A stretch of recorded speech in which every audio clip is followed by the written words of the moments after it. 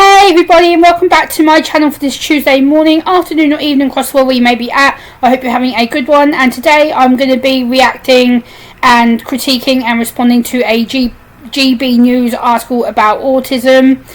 And as an autistic woman, you're a diverse one, you know that I like to bring you the first breaking news. So I'm going to be reading what the article said and then giving my autistic thoughts towards the end. So without further ado, let's get into it. GPs are saying that they are seeing parents demanding autism assessments for their loved ones who are presenting with social awkwardness or anxiety issues. GPs are arguing that the autism spectrum has become too wide, risking total confusion and misdiagnosis. Autism rates have soared from 1 in 10,000 in 1980 to now 1 in 30 with recent data, which is the American data. Due to greater awareness and reduced stigma do play a part. The autism label has become desirable. Doctors feel that we have lost touch with the boundaries of normal. Overdiagnosis comes at a real cost. A mild label can become a fulfilling self-prophecy and shaping people's identity. It may delay help for other co-occurring conditions that respond better to psychological support. Diagnosis then helps to lead expectations, and getting it wrong causes pain to everybody. And then it goes on to say this bit here. None of it denies the reality of autism or the struggle of those who meet the threshold. Accurate diagnosis remains essential, and greater awareness has helped previously missed individuals. The problem is that the expansion of diagnosis loses risk into clinical meaning that make the label more attractive to people. Doctors are saying they must resist pressure to rubber stamp requests of a disorder diagnosis. We need more diagnostic precision and normal human variation without attaching a neurodevelopmental stamp or label onto somebody. So this is what I'm going to say as a autistic individual. This is my thoughts as an autistic woman. I feel that individuals are recognising themselves better, and this is why they're attending a GP screening for assessment for autism spectrum disorder.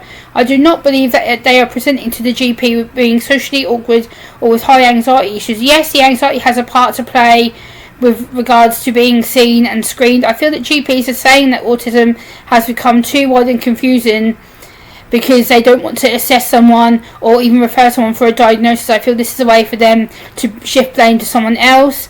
They had also said it's become too confusing and not accurate. That autism is a spectrum condition and not a disorder. I hate the word disorder. I know it's a medical word. I know why it's said. I know why it's explained that way. But everybody who presents to the GP with a suspected autism spectrum condition will present differently. So whether you're female, whether you're a male, a young girl, a young boy, we all present differently. We all have different behaviours, different traits, different identities, different abilities that we can do as part of our autism. Yes, it is possible to have a misdiagnosis of autism. Absolutely is, because again, you can be misdiagnosed with bipolar or schizophrenia or schizoaffective or manic depression or depression disorder or clinical anxiety disorder, or like unstable personality disorder or things like that that come to mind. But usually the diagnosis is given by people who are qualified to assess and diagnose. The 1 in 30 figure that they've quoted is the American figure. Autism within the UK is in 1 in every 100. So I don't know why they're using the American figure for something that's a British article. I don't understand that. It's kind of confused me a little bit.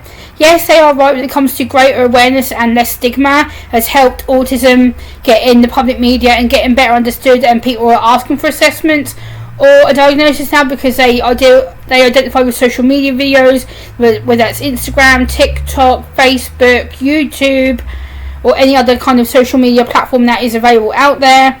I feel more people are self-identifying more than ever because they're identifying their behaviours, their traits, their social awkwardness, their emotional difficulties, their mental health difficulties they may be having with regards to wanting the assessment, or the struggle they've always had through school, their family life, their working life, whether they've had issues with being socially awkward at work, or lack of talking to people, lack of communicating with people, eye contact, body language, that kind of stuff, struggling to process sarcasm, humour, struggling to be around large crowds of people, bright lights, loud noises, that kind of stuff that actually really does struggle with me. Again, struggling, it may be things like struggling to travel to work, struggling to travel to school, or to, they may be struggling with being accessible out in their own comfort zones. And then it says that we have lost the boundaries of normal. Normal doesn't exist. I wish people, especially GPs and people within the medical field, would stop saying we need to become more normal. Normal is a government label that people want us to have, because it's like, oh, well, just because you're little doesn't mean that you're not normal. And it's like, well, obviously I'm not normal. I'm on the neurodiverse autism spectrum. I am autistic. Like, please don't call me normal. It's one of the most insulting things that people have said to me in quite a long time. Like, I hate the word normal. People say to me, well, Joey, you act so normal. It's like, no, I really don't. Like, I really don't act normal at all. Like, I'm awkward. I have issues with eye contact. I struggle to be in large crowds. I struggle with loud noise. I struggle to communicate effectively with people a lot of the time. And then they said that the diagnosis is becoming a self-fulfilling prophecy. I think this is misleading to people who are suspecting themselves of being autistic or identifying of being on the autism spectrum.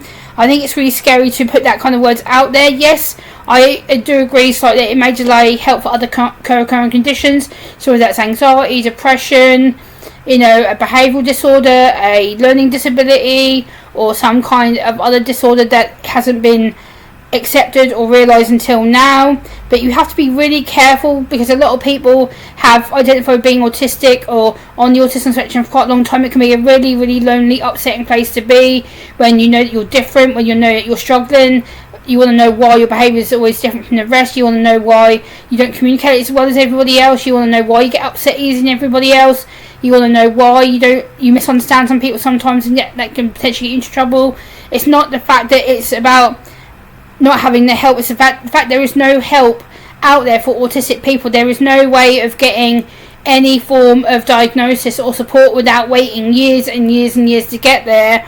That is due to lack of research within autism. There is not enough research being done in the research field with regards to autism. There's not enough people working within the autism field either. Like the local team I volunteer for, there is 10 of us in our team.